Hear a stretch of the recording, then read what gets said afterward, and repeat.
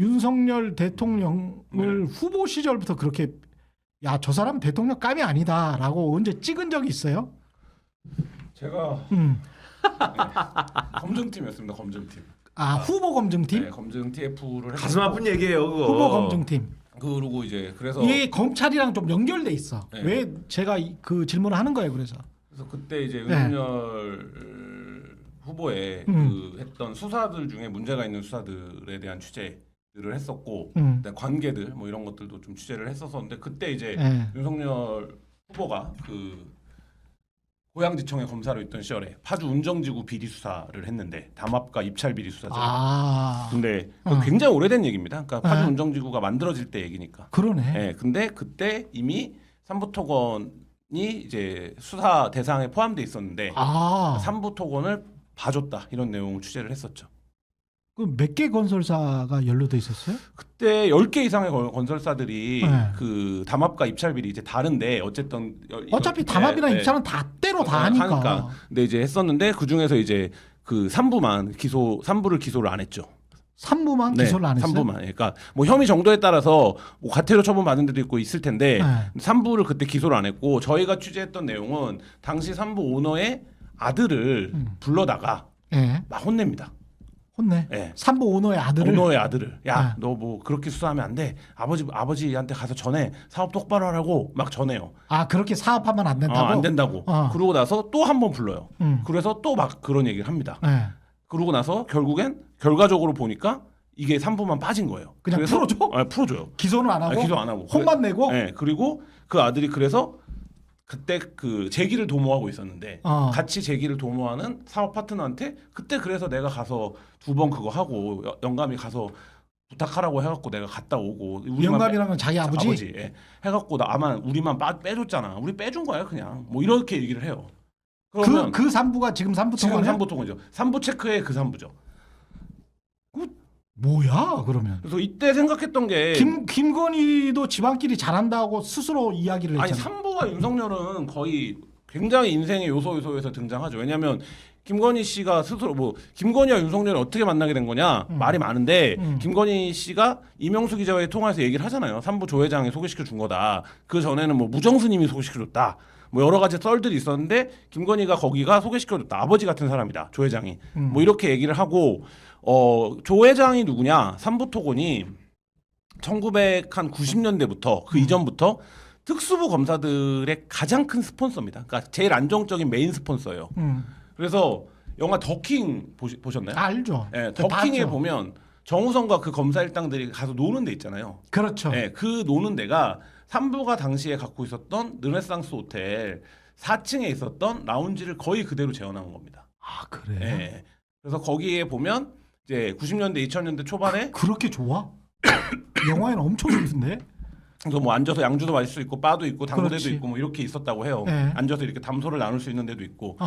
근데 그 앞에 지금 르네상스 호텔이 없어졌는데 예전에는 저희 또래한테는 이제 그 웨딩홀로 되게 유명했었죠. 이 뭐라 그러죠? 버진로드라 그러나요? 예. 그게 굉장히 긴 웨딩홀을 갖고 있었던 예식장으로 유명했는데 그게 르네상스 호텔이 그랬구나. 지금은 없어졌죠. 근데 그 검사들의 그때 코스가 저희가 취재할 때 보면 그 르네상스 호텔 건너편 도보로 이동 가능한 자리에 한정식 집이 하나 있습니다. 이 한정식 집에서 1차를 하고 그다음에 2차를 르네상스 호텔로 가는 게 이게 말하자면 그 코스에서 접대를 받으면 아 내가 대한민국에서 검사구나. 힘 좀 쓰는 검사구나 하는 거고 윤석열을 어쨌든 그런 이제 접대를 받던 그 스폰을 받던 그 시대의 마지막쯤에 있는 검사, 뭐 마지막이라고 하면 좀 그렇지만 어쨌든 그 시절의 검사였던 거고 3부랑은 그때부터 인연을 맺어서 3부가 굉장히 윤석열이 초임 검사일 때부터 관리를 합니다. 왜냐하면 저희가 이제 3부가 보냈던 15년치 선물 리스트 이런 거를 입수했었거든요. 그때. 15년치 선물 리스트? 근데 이제 그때 보면 진짜 쟁쟁합니다. 선물 보내는 사람들이 뭐 전현직 검찰총장들이 거의 다 망라되어 있다고 과언이 아닌 리스트인데 거기에 보면 윤석열이 들어가 있어요. 검사 중에. 그러니까 말하자면 현직 검사 중에 직급이 낮은 검사 중에는 윤석열이 들어가 있어서 저희가 그때 그 선물을 하는 걸 했을 때 뭐 그래서 윤석열이 뭐 김 받았다는 거냐 뭐 이런 얘기 막 조롱성 댓글이 달리고 했어요. 왜냐면 선거 국면이니까. 근데 그 김이 보통 김은 아니겠죠. 그러니까 그렇지. 그런 사람들한테 나가는 김이면 뭐 하여튼 근데 그것도 등급이 있긴 한데 뭐 하여튼 그런 식으로 오랫동안 산부에서 관리했던 거고 윤석열이 혼인할 때 개입을 하고 그다음에 윤석열이 대검 중수부장을 하고 그 다음 그 무렵 바로 바쁠 때 대검찰청 안에서 산부 회장한테 선물도 받습니다. 그러니까 축하드린다고. 근데 검찰청 안에서? 예. 근데 그게 이제 어디서 확인이 되냐면 그 산부 회장의 수첩에서 확인이 돼요. 그 일정 수첩에서. 근데 생각을 해보세요. 그 당시에 중수에 왔다고 검찰청 안에서 기업 여러 사건에 연루된 피의자인 회사의 대표 재벌인 거잖아요. 근데 만나서 선물 받아준다. 이런 거 그리고 내가 수사를 해갖고 정당하게 위법 사항을 발견했는데 내가 아는 사람이라고 아버지한테 사업 그렇게 하지 말라 그래. 그리고 수사에서 빼준다. 저는 그래서 그때 그 취재를 할 때 이 사람이 공적 감각, 그러니까 공사 구분이 안 되는 사람이다. 그러니까 공적 감각이 없는 사람이다.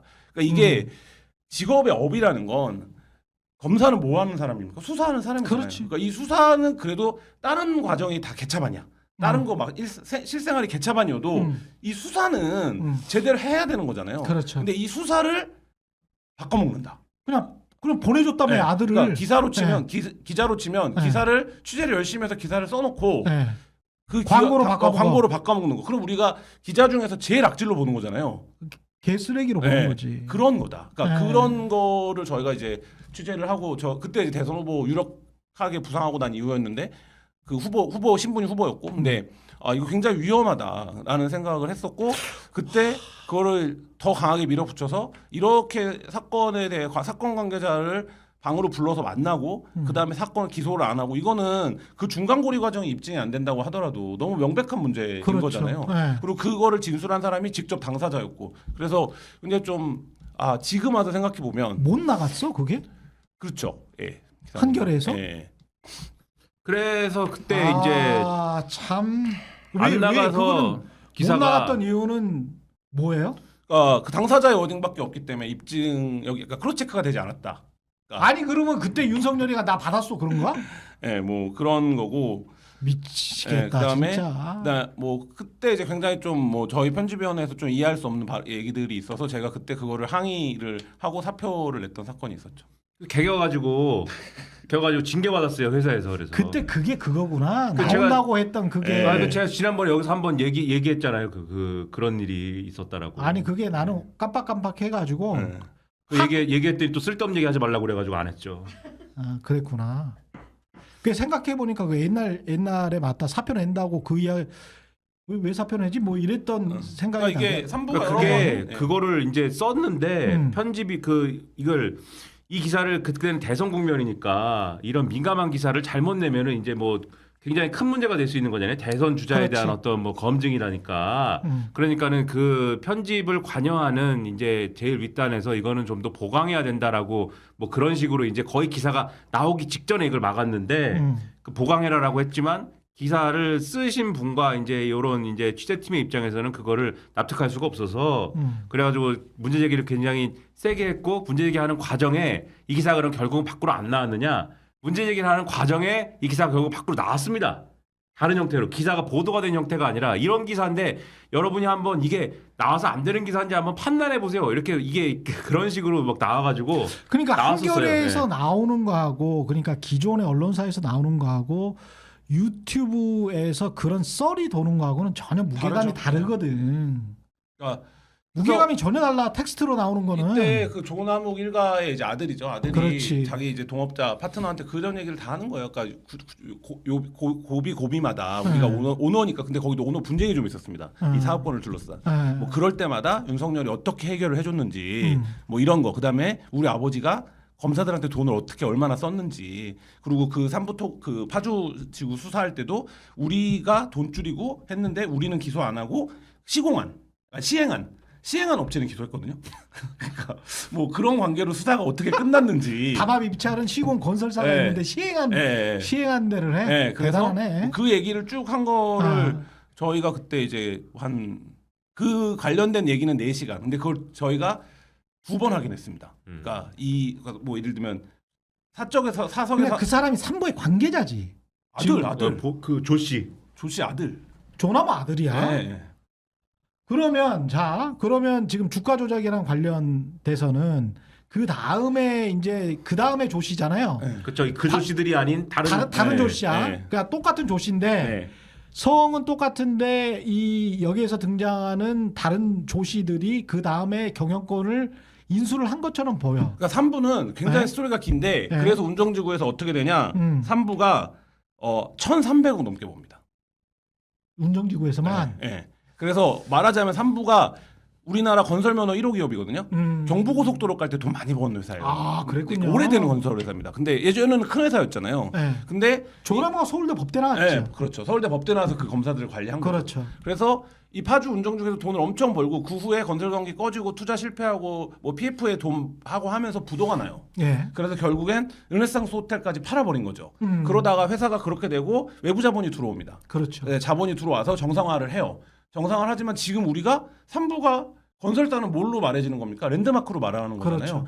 뭐 삼성물산 하면 레미안 뭐, 그렇죠. 뭐 이런 식으로 이해하는 거잖아요. 근데 3부가 우리가 기억나는 게 없잖아요. 없어. 네, 변변한 회사가 없이 지역에서 PF를 일으켜 갖고 막 해보려고 하는데 건설 경기가 별로 없잖아요. 지금 그렇죠. 지역 분양이 안 되고. 그렇죠. 그러니까 3부가 그런 상태의 지금 회사예요. 회사인데 갑자기 어떻게 되는 겁니까? 또 다른 조씨들이. 우크라이나 재건 사업에 등장을 합니다. 예. 근데 그 지금 보도된 바에 따르면 어떻게 되는 겁니까? 4일 전에 국토부 차관을 만났다는 거 아닙니까? 그렇지. 대표가? 그러면 국토부 차관이 우크라이나 재건 사업은 말하자면 어떤 겁니까? 국책 사업처럼 정부가 개런티해 주는 거잖아요. 이거 기업은 그냥 가서 돈만 버는 거예요. 건설사는. 그렇지. 왜냐하면 협상은 정부가 다 해주는 거기 그렇죠. 때문에. 그리고 이런 사업에 네. 3부가 들어왔다라는 소문이 나서 1,000원대 하던 3부 주가가 한 몇 달 사이에 얼마까지 가는 겁니까? 5,000원까지 가는 겁니다. 그러니까 상장 폐지 왔다 갔다 할 그런 네. 기업이. 네. 그래서 제가 그때 작년에 3부 관련된 얘기가 처음 나왔을 때 제가 그 당시에 이제 취재했던 취재원들한테 물어봤어요. 그랬더니 내부에서도 뭔가 이게 이상하다, 주가 조작이 있는 것 같은데? 라는 얘기는 했는데 자기네는 그때도 우크라이나에 투자할 여력이 없었고 심지어 그 우크라이나 재건 사업에 참여한다는 결정이 나기 좀 전에 3부가 공시를 통해서 우리 더 이상 해외 그쵸. 사업하지 않을게요. 그런 공시가 있었어요. 예, 라고 공시까지 합니다. 그게 왜냐면 3부가 그때 굉장히 자금난이 있었던 거예요. 자금난이 있었기 때문에 우리 사업 더 벌릴 생각이 없어요. 우리 이거 마무리할게요. 이런 신호를 준 거예요, 주주들한테. 그러니까 그 다음에 들어온 또 다른 조씨, 그러니까 이 주가 조작할 때 왔었던 또 다른 조씨, 그때 그 뭐 서울구치소인가 동부구치소에 있으면서 이종호의 카톡방에 나왔던 그 사람이잖아요. 그 또 다른 조씨의 아들이 그 조원일인데 그 구치소에 있었던 사람인데 이 사람도 바지 사장일 가능성이 좀 있어, 내가 보기에는. 근데 여기서 예. 이종호가 등장하잖아요. 네. 이종호가 3부 체크에 이 얘기를 한 거 아닙니까? 예. 자, 그러면 아까 얘기로 돌아가 보죠. 김건희, 윤석열과 3부는 굉장히 특수한 관계. 그렇지. 인생에서 뗄래야 뗄 수 없는 관계를 맺은 사람들인데 네. 기업이에요. 예. 근데 갑자기 이종호는 누굽니까? 김건희의 재산 관리인잖아요. 그렇지. 김건희 재산만 관리했습니까? 최은순 재산도 관리한 거잖아요. 그러면 김건희 일가가 돈을 버는데 상당한 공을 세운 거 아닙니까? 도이치에서 몇십억 벌게 해준 사람인 거잖아요. 그렇죠. 계좌 하면서. 근데 도이치의 주가 조작은 뭐 최경영 앵커가 더 잘 아시지만 이거는 잡범들이 하는 스킬입니다. 왜냐하면 그렇죠. 네. 자기네들이 갖고 있는 주식을 갖고 맞아. 매도 매수 타이밍을 조절해 갖고 주가를 부양시키는 그렇죠. 거잖아요. 네. 그러니까 이거는 사실상 자전거래고 그렇죠. 큰 판이 아니에요. 네. 주가 조작으로만 따지면. 네. 근데도 몇십억씩 오가는 거죠. 그렇죠. 근데 이 3부는 어떻게 되는 겁니까? 전환 사채를 발행해가지고 외부 호재를 만들어내는 거예요. 그러네. 외부 호재를 누가 만든 겁니까? 정부가 개런티하는 외부 호재가 나온 거예요. 그러네. 자, 그러면 제가 이종호예요. 예? 주가 조작 이런 거 잘하는 선수예요. 네. 그러면 도이치 때 주가 조작은 너무 힘들죠. 왜냐하면 이거 매도 매수 타이밍이 다 맞아야 되니까. 근데 이거는 어떻게 되는 겁니까? 주식을 미리 사놓기만 하고 1,000원일 때 갖고만 있고 정부가 호재는 띄워주고 그러면 이게 사람들이 누가 보더라도 떼돈 벌겠네 라는 인상하고 그러면 주가는 쭉쭉쭉쭉 오르고 오늘이 고점인가 내일이 고점인가 팔기만 하면 끝나는 거 아닙니까? 그러니까 그게 누구죠? 김 변호사. 김규현 변호사. 김규현 변호사가 김종배 시선 집중해서 나와서 한 말이 그게 저는 너무나 저 이상하다라고 하는 게 전환 사채를 발행을 하면 매집 기간이 없잖아. 그렇죠. 그러니까 주가를 올리려면 세력이 대주주 또는 뭐 대주주와 알고 있는 또는 만약에 조나모나 그 일당이 아직까지도 관련이 있다면 그런 일당들이 알고 있는 어떤 뭐가 있어야 되잖아요. 그 호재가 나타나기 전에 매집을 해야 되는데 매집의 흔적이 없단 말이야. 거래량이 굉장히 작아. 굉장히 거래량이 작다가 거래량이 폭등하면서 5배가 오른단 말이에요. 1,000원짜리가 5,500원이 된단 말이야. 그러면은 그 많은 물량이 도대체 어디서 나온 거지? 그렇죠. 라고 생각할 수밖에 없는데 전환사채면 모든 게 다 풀려버려. 그래서 그러니까 백도어에서 네. 뒷문에서 지들끼리 전환사채로 차명으로 네 얼마 주고 네 얼마 주고 네 얼마 주고 근데 나중에 이거는 이거는 누군가의 목구멍으로 들어가니까 그 중에서 네가 30%만 띄게 하고 나머지 70%는 나한테 상납해. 이런 구조였을 가능성이 높다는 그러니까 거예요. 그거를 그래서 네. 이복현 금감원장이 누굽니까? 아까 말했던 윤석열 사단의 일원 아닙니까? 그렇지. 윤석열 사단에서 숫자는 이복현, 공본을 한동훈이라고 불렀던 거 아닙니까? 근데 윤석열 사단에서 숫자에 가장 강해서 금감원장까지 시켜준 거 아닙니까? 그렇죠. 근데 이 이복현이 이게 이복현 금감원장이 뭘 인정한 겁니까? 엊그저께? 100억 이상은 벌었다라는 거 인정한 거잖아요. 그 전까지는 썰이었다가 그래도 우리 들여다보고 있다 이렇게 얘기하고 있는 거 아닙니까? 그러면 최소 100억 이 금감원장발 보증 금액 100억 이상을 누가 벌어왔어요. 그 호재 하나로. 그러니까 우크라이나 재건 사업에 참여한다라는 호재 하나로. 그러면 그 기간에, 그러니까 그 호재가 그거 하나만은 그렇지. 아니겠지만 그 기간에 그러면 그 돈을 누가 번 건지, 그렇지. 그 번 사람 중에 지금 얘기하신 차명은 없는 건지. 그렇지. 그리고 왜 갑자기 이 우크라이나 재건 사업에 3부를 끼워준 건지. 그게 너무 네. 그것도 이상해. 삼성물산, 현대건설이나 들어갈 만한 우크라이나 재건 사업을 저 꼬레비에 있는 삼부토건이 우크라이나에 직접 가잖아. 사절단 중에 하나로. 그리고 국토부 장관 김건희, 윤석열 다 우크라이나 재건 사업 한다고 띄우잖아. 여기서 아직 확인되지 않았지만 추론적 상상을 해보면 네. 누가 왔었습니까? 젤런스키 여사가 왔었죠. 젤렌스키 여사가 네, 왔지. 여사가 오면 누가 호스트입니까? 김건희 아니 사진도 네. 나왔잖아요. 그러면 네. 3부는 여사와 가까운 기업이죠. 근데 우크라이나는 여사가 와서 한 이후에 젤렌스키 여사가 온 이후에 이제 재건 사업에 참여하는 계획들이 쓰거든요. 발표가 되거든요. 물론 뭐 그 이전부터 추진하고 있었는지 그렇지. 모르겠지만, 그러면 이제 그런 연결고리들로 치면 뭐 최경영 앵커랑 방송할 때 선배랑 방송할 때 그 얘기했지만 멋쟁 해병방에서 이종호가 나왔을 때 이종호가 왜 여기서 나와? 이런 얘기 그렇지. 생각을 했잖아요. 아. 근데 그 방에서 3부가 왜 여기서 나와? 이렇게 되는 거죠. 그러면 아구가 딱딱 맞죠. 네, 윤석열, 김건희를 둘러싼 어떤 인생의 키워드들이 여기 다 집약되어 있는 거죠. 이게 좀 진짜 말이 안 돼요. 그리고 중앙아시아나 동유럽 같은 경우는 그 많은 분들이 잘 모르시는데 거기에서 건설업으로 수주를 따는 한국 기업이 그래서 팔을 벌려서 거기에서 지금 지사가 있고 거기에서 인프라나 할지 이런 걸로 수주를 따려고 하는 한국 기업들이 한두 군데밖에 없어요. 그리고 그 한두 군데 있는 상황에서 그 사람한테 다른 건설사 사람도 그 사람한테 컨택을 해야 되는 거예요. 그러니까 쉽게 말해 우리나라에서 모든 건설 뭐 관련된 뭐 면허증 다 가지고 있고 그런 사업을 해봤고 러시아어를 해야 되고 영어도 잘해야 돼. 한국에 몇 명이나 있을 것 같아요. 그런 인재들이 건설회사에. 그러니까 이게 지금 그냥 막 끼워줄 수 있는 사업이 아니야. 어떤 능력이 있고 그 정말 거기에서 열심히 뛰었던 사람들이 들어간 것 같지가 않다는 거지. 그러니까 제가 네. 그 기억이 나네요. 그러니까 저희가 그래서 특수부 검사들이 보통 그러나 다른 특수부 검사 출신들이랑도 그때 취재를 통화도 하고 만나서 얘기 들어보고 많이 했어요. 예. 그 얘기하더라고.